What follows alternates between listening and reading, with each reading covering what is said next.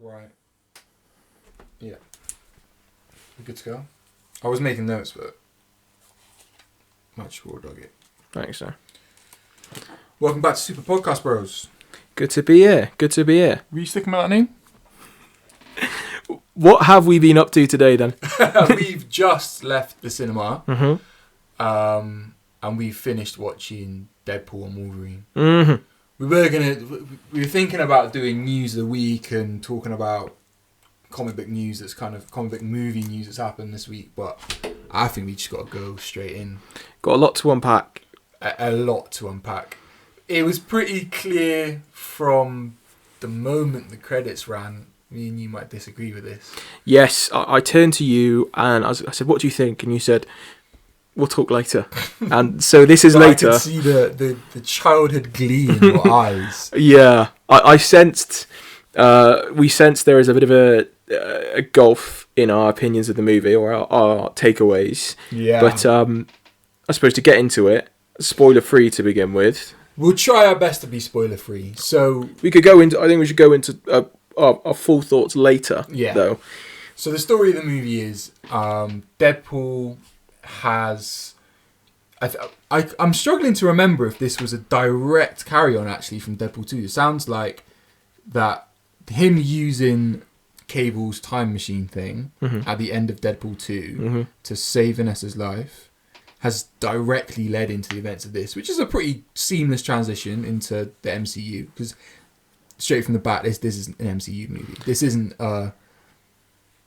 Fox. This isn't the last Fox movie. This is definitely the first Fox MCU movie, if that makes sense. Yeah. Well, it has the opening credits and Deadpool's in them, in the MCU credits. But no, it's not that.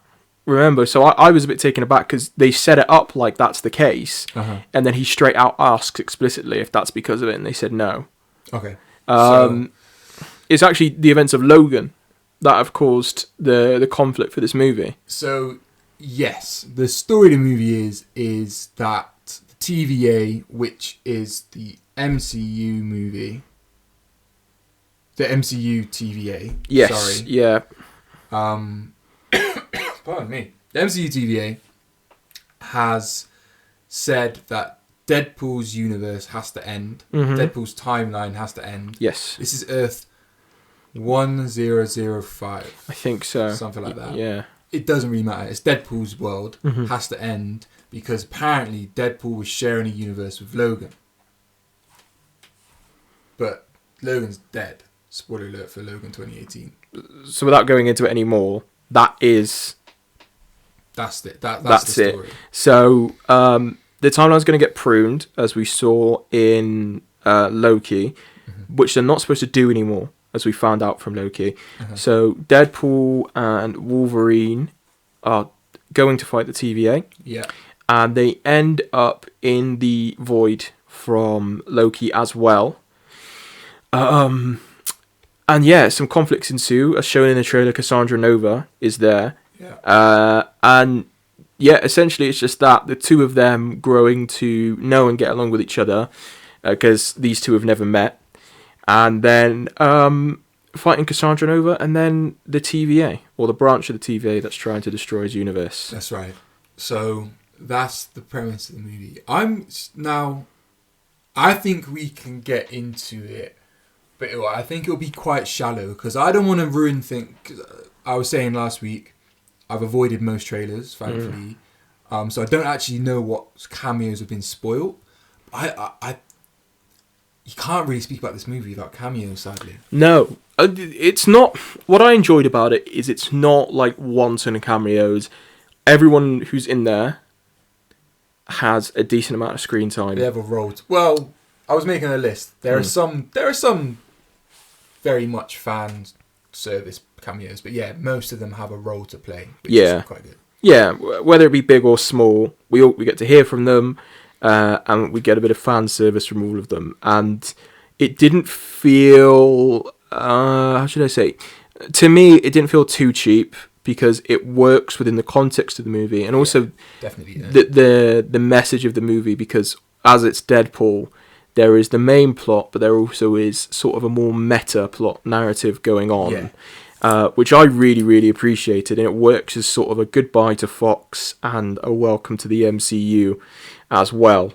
So as we saw, Daphne Keane is back as X-23 in the movie. Cassandra Nova is there, as well as some of the Brotherhood of Mutants from various X-Men movies and eras, along with some others which we'll get into later. But I suppose, if this is an end to the Deadpool solo movies as a trilogy,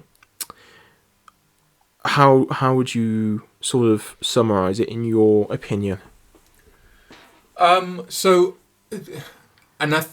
This is going to branch into my issues with this movie. Right. I think they're good. Okay. I think they're serviceable. I still think they peaked with number 1. Right. I think it's still fresh in my mind, and I've still got the buzz of seeing all these characters I like, and it's a new story, and it's exciting. So maybe this will change, but at this moment in time, this is only just a little bit better than number 2 for me as a movie. Really? Which I know you hate, which is interesting. Yeah, which is weird for me to hear, but I know that you ranked it a bit higher than I did. Yeah, I personally would have put it as just a good movie, and I would think this is probably just a good movie, personally. What it reminds me of, this is 20th Century Fox's Endgame. Right. The issue with that is, I don't think it's earned that. Interesting. I don't think it's earned an Endgame. This movie felt a little bit too self-aggrandizing for me. I appreciated... What I have to say is, this movie shows more love for the X-Men, and actually more love for 20th Century Fox characters than any of the previous probably 5 X-Men movies, to be brutally honest. I think it shows more love for those characters and the actors that played those characters than the previous however many X-Men movies, right, or Fox movies, right? So I really appreciate it for that. However, it's too... Because Ryan Reynolds is so crucial to Deadpool and its production, I think it put too much emphasis on how much Deadpool did. If we're doing the Fox Endgame, let's do a like-for-like comparison. Is Deadpool to 20th Century Fox the Iron Man? Probably not. Is he Captain America? Probably not. Is he Thor? Probably not. Still. Is he Hulk? Perhaps. And even in Endgame, Hulk didn't get that much love because he didn't earn it as much as the other 3 characters did. Yeah. Whereas in this movie, if they're doing a 20th Century Fox Endgame, Deadpool's definitely made himself the Iron Man here. I'd be inclined to agree, but I think we had that with Days of Future Past. We did, and that's what's interesting. And I think that's great. So what I liked about this is that it's Deadpool and it's Wolverine, which is something people have always wanted to see. And Deadpool, as we discussed, I think is a bit more like Iron Man than we give it credit for, because it wasn't a large budget. People didn't have a lot of faith in it. It took a while to get that project off the ground. But what was it, 2015? So this is after This is after Days of Future Past. So this is when those movies started to decline, minus Logan, and so that has been the commercial kind of shining light for Fox.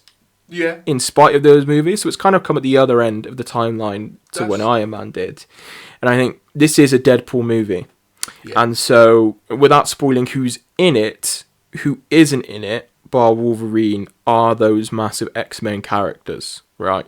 You know, Cassandra Nova's in it. You could have done a Charles. But they show so much love for the X-Men without really showing too many X-Men. Yeah, so I think it doesn't lose sight of itself as a Deadpool movie. Yeah. And it also does justice to having Wolverine in the title by giving Wolverine a really nice character arc as well. Yeah, that's true. And so, for me, I really like it because without it, the characters who are in it probably would have never come back or seen or received much love for those roles. Definitely not.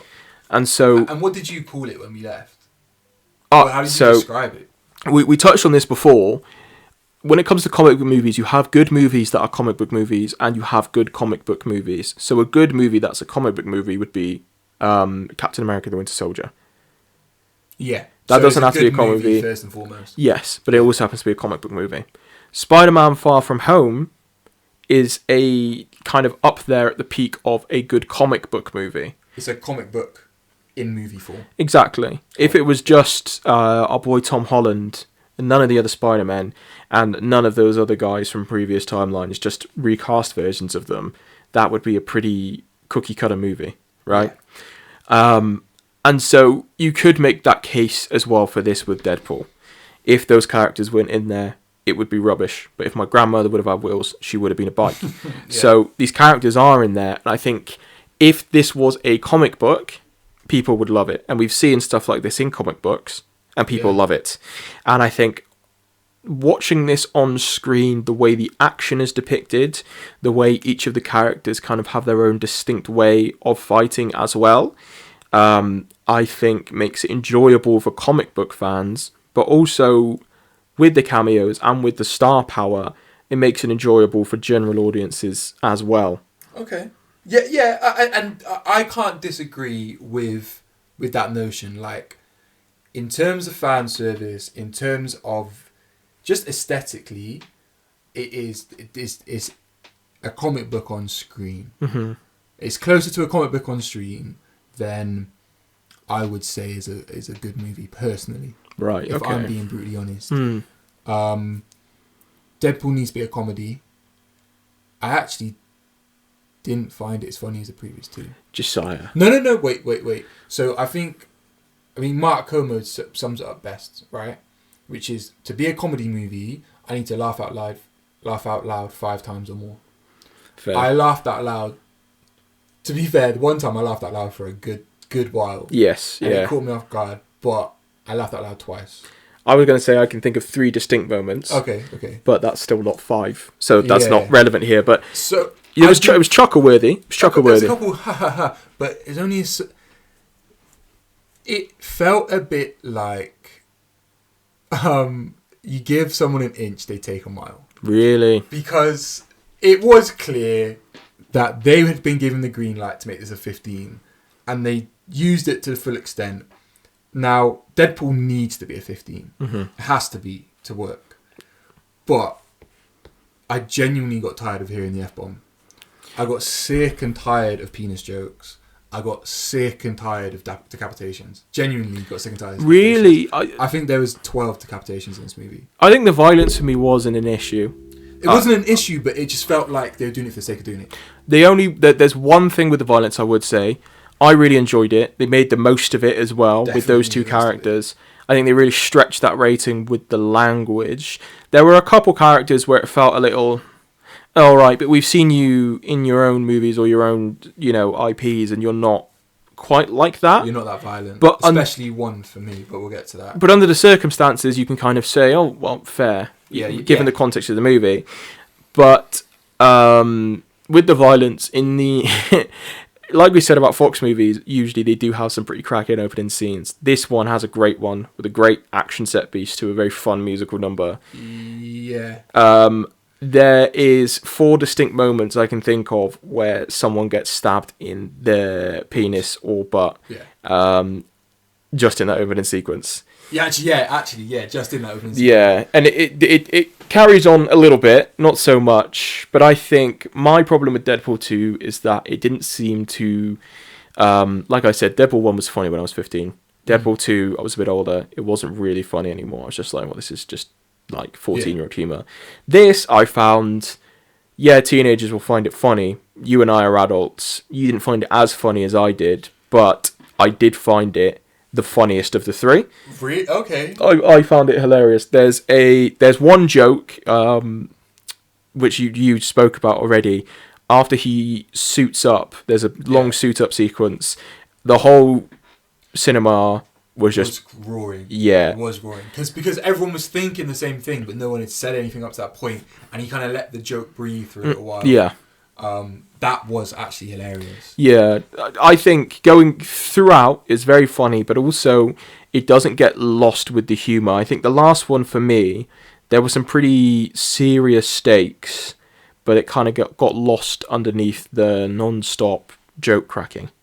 Yeah. I think this one, you're able to feel the stakes and feel the emotion behind those stakes, but also the comedy as well. I think there's a good balance of, there are, I think, maybe 3 or 4 actually quite emotional moments where, as an audience, you're supposed to kind of digest it, and it doesn't undercut it with a joke straight away. Which I thought was important. And that's how I could tell they definitely gave the characters the love that they deserved. They let them have those deep moments, and I did appreciate it. Don't get me wrong, I don't hate it, but I really don't love it.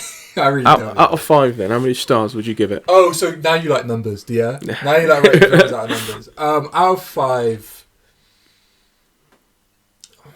I think when the dust settles,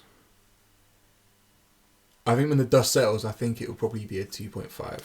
Really? At the moment, I'll lean towards a 3 because I love the characters and I think they got the love they deserve. But I think when the dust settles, people aren't going to look back on this that fondly. There's that fella we saw earlier gave it a 1.5, which I think is... That's harsh.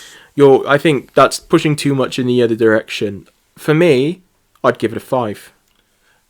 Yeah, so that's how... I mean, I could see the glint in your eye.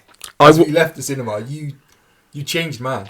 Yeah, so Third Brother was messaging us about it, and you said, we're not saying anything. And as I saw that text, it was immediately after I'd loosed a tweet saying this is top 5 Marvel movies.